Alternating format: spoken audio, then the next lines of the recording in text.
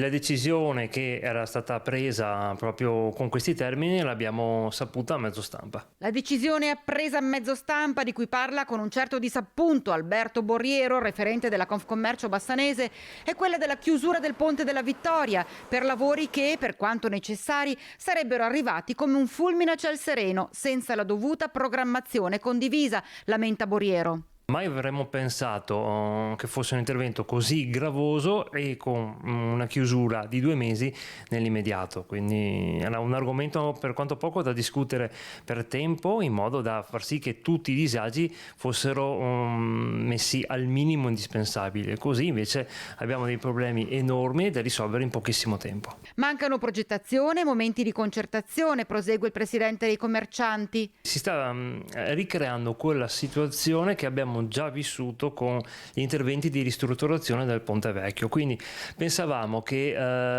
quel modo di lavorare sbagliato abbia fatto scuola.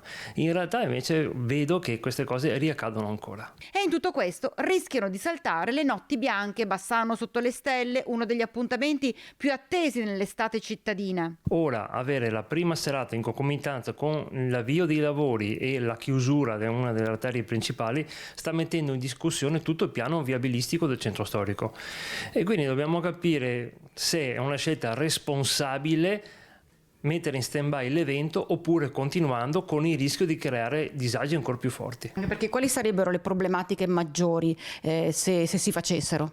Sicuramente ci sono dei tappi, limitando ancora lo sfogo in direzione Marostica, in più concentrando una massa di persone che si aggira più sui 3.000-3.500 veicoli solamente per quella serata, sembra quasi che stiamo creando una bomba d'orologeria. In merito alla riunione informativa prevista per questo lunedì sera, i commercianti passano. Non ci saremo e lo ascolteremo tranquillamente a mezzo stampa.